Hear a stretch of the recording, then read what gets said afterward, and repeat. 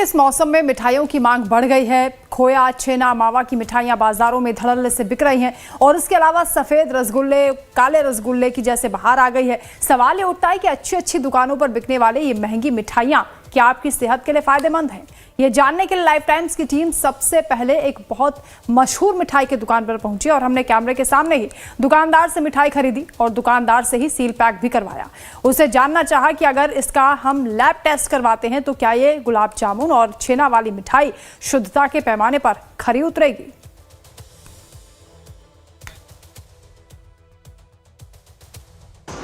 त्योहारों का सीजन चल रहा है और जाहिर है ऐसे में मिठाइयों की खपत भी बढ़ गई है और आप देख सकते हैं कि इस तरह की अच्छी अच्छी दिखने वाली मिठाइयाँ, स्वादिष्ट मिठाइयाँ आपको भी शायद लुभाती होंगी और जाहिर है इन्हें खाने के लिए आप भी सोचते होंगे। लेकिन सबसे बड़ी बात यह है कि आपके हेल्थ के लिए ये जो मिठाइयाँ हैं वो कितनी सही है, इस पर बातचीत करने के लिए कौसाम्बी में एक स्वीट्स की शॉप है, हम यहाँ पे आए हुए हैं। मुझे ये बताइए कि क्वालिटी कैसे मेंटेन करते हैं आप लोग? क्वालिटी मेंटेन करने के लिए सबसे पहले चीज़ होती है दूध, और दूध के लिए हमारे पास खुद की भैंसें हैं और हमारी खुद की डेयरी है, तो हम इसलिए हमारा दूध जो खोया है वो हम खुद का बनाते हैं और अपनी खुद की मिठाइयों में यूज़ करते हैं। उसके अलावा जो दूध में घी वगैरह यूज़ होता है वो हम ऑलरेडी बाहर से मंगाते हैं, बट वो अच्छी क्वालिटी का मंगाते हैं। उसके अलावा हमारा लड़के जो बनाते हैं वो साफ़ सफाई का सबसे पहले ध्यान रखा जाता है। दूसरा, जो दुकान में कस्टमर्स को दिए जाता है उसके लिए ग्लव्स, कैप्स वगैरह वो यूज़ की जाती हैं, इसलिए हम सब चीज़ें पहले हाइजीनिक हमारे लिए सबसे मेनटेन रखना पड़ता है। ठीक है। अच्छा, मुझे बताइए, त्योहार के सीजन में तो मांग बढ़ जाती है ना मिठाइयों की, तो ऐसे में एक्स्ट्रा दूध कहाँ से आता है और तमाम चीज़ें कैसे मेंटेन करते हैं मिठाइयों की खपत ज़्यादा होने पे? सर, ऑलरेडी हमारे पास इतनी सारी भैंसें हैं कि हमको दूध बाहर से नहीं मंगाना पड़ता है। दुकानदार से मिठाई पैक करवाने के बाद से हम सीधे एक अस्पताल की लैब में पहुंचे, जहां हमारी मुलाकात अस्पताल की डॉक्टर भावना सिंह से हुई। सबसे पहले गुलाब जामुन का टेस्ट हुआ। गुलाब जामुन पर जैसे ही आयोडीन टेस्ट किया गया वैसे ही काला होने लगा। हकीकत क्या है इस मिठाई की, देखिए। आइए दीजिए जरा, हम उसको जांच कराते हैं और फिर मिठाइयों की जो खपत बढ़ गई है वो कैसे मेंटेन करते हैं जो दुकानदार हैं, मिठाइयों के मालिक लोग हैं, वो हम जरूर देखेंगे। आप एक रसगुल्ला दे दीजिए और एक छेना की मिठाई कोई दे दीजिए, एक एक पीस बस, ज़्यादा नहीं। कोई सा भी एक, ये काला रसगुल्ला दे दीजिए एक, और कोई भी एक छेना की मिठाई दे दीजिए।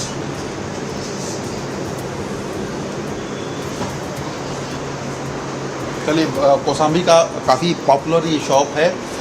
चूँकि सुबह का वक्त है, लेकिन जैसे ही दोपहर होता है यहाँ पे भीड़ आप आसानी से देख सकते हैं। लोग बड़ी तादाद में यहाँ पे मिठाइयाँ खरीदने आते हैं और इनके मालिक का कहना भी है कि काफ़ी शुद्ध देते हैं। लेकिन कितना खरे उतरती है ये मिठाइयाँ लैब पे, ये हम जाँच करेंगे। आपने हमें क्या क्या दिया है? छेना टोस्ट है और गुलाब जामुन है अपना। ये छेना टोस्ट और गुलाब जामुन, ये दो मिठाइयाँ हम यहाँ से ले जा रहे हैं डॉक्टर के पास और इसको हम जांच कराएंगे कि कितनी शुद्धता इसमें है, उसके बाद आपको बताएंगे। ठीक है, आगे।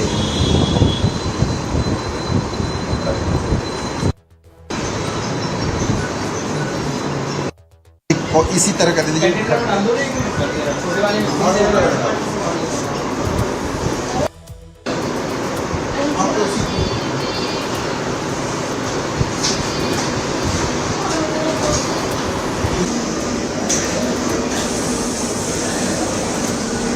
एक हॉस्पिटल के लैब में हम आ चुके हैं। डॉक्टर भावना हमारे साथ हैं और ये मिठाइयाँ मैम जिसकी जांच आप करेंगी, तो मैं वहाँ से पैक्ड लाया हूँ। मैं चाहता हूँ कि आप इसको खोलें और इसकी जांच करें कि इसकी क्वालिटी क्या है, ताकि जो जनता है वो समझ सके कि कहीं से भी वो जो मिठाई लेती है वो किन बातों का ख्याल रखे, किन का नहीं।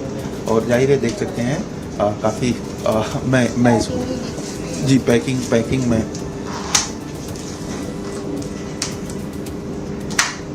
मैं खोलूँ प्लीज़?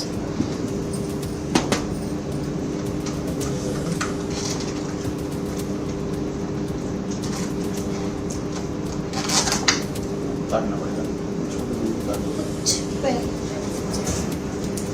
दोबारा कर। हाँ, हो गया।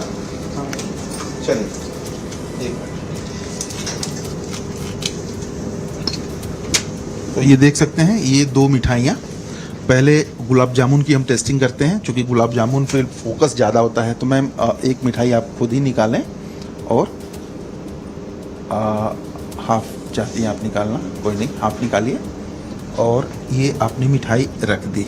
अब मैम कैसे इसकी जांच करेंगी आप, सही है या नहीं? इसकी जांच करने के लिए बेसिकली अगर इसमें किसी तरह का भी अडल्ट्रेशन है तो हम आयोडीन का टेस्ट कर सकते हैं। अगर इसका कलर चेंज हो जाता है, ब्लू या डार्क ब्लू हो जाता है, तो इसमें अडल्ट्रेशन है, अदरवाइज ये सेफ है।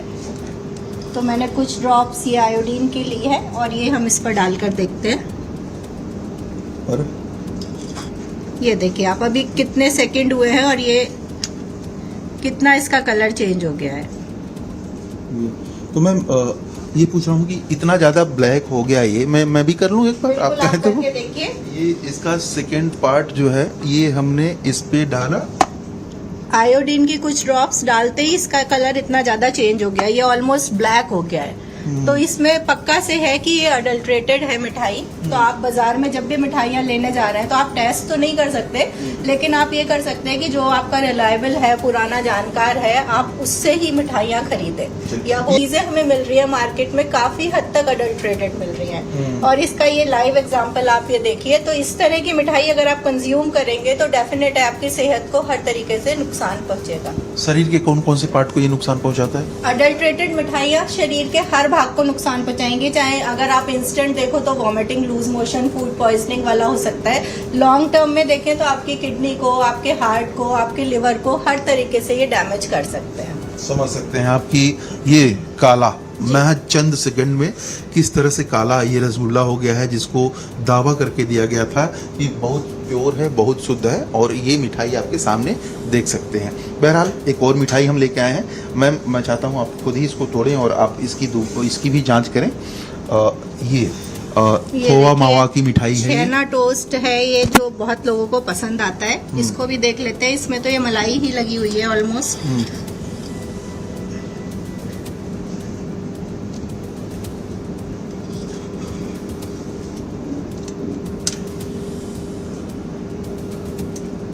धब्बा पड़ रहा है उसमें, ये धब्बा पड़ रहा है इस पे, देख सकते हैं कि ये थोड़ा सा उसके मुकाबले थोड़ा कम लग रहा है ये, लेकिन अडल्ट्रेशन के चांसेस इसमें भी पूरे हैं क्योंकि कलर इसका भी चेंज हो रहा है। अरे नीचे देखिए ना मैम, हाँ, ये नीचे जो ब्रेड वाला आइटम है, टोस्ट वाला, इसका तो कलर चेंज हो रहा है। जो ऊपर मावा है इसका कलर भी चेंज हो रहा है। तो इस तरह से ये बाजार की आप मिठाइयाँ लेने से जितना बच सकते हैं बचिए, या फिर अपने ट्रस्टेड वेंडर से ही लीजिए। ये खोवा मावा भी वैसे ही नहीं चेंज हो रहा है, देखिए इसका भी, ये भी ऑलमोस्ट ब्लैक ही होता जा रहा है।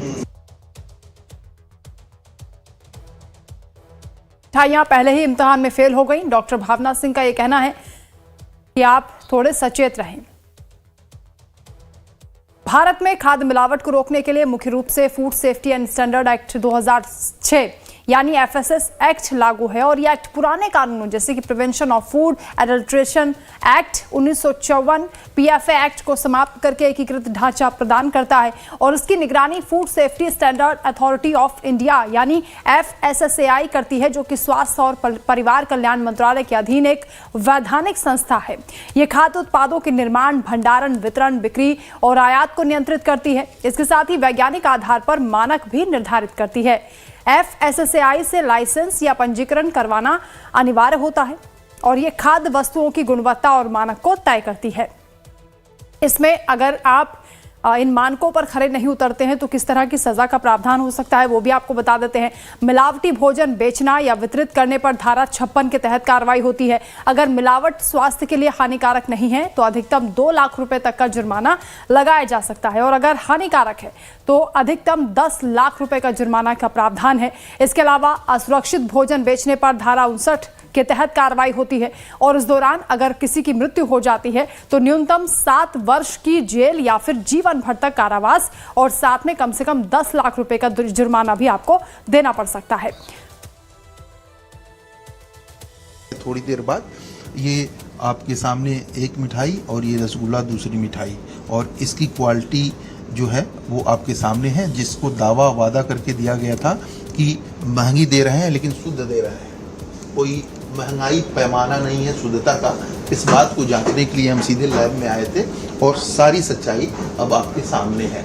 जाहिर है इस त्योहार में मिठाई खरीदते और खाते समय आप खुद का ध्यान रखेंगे।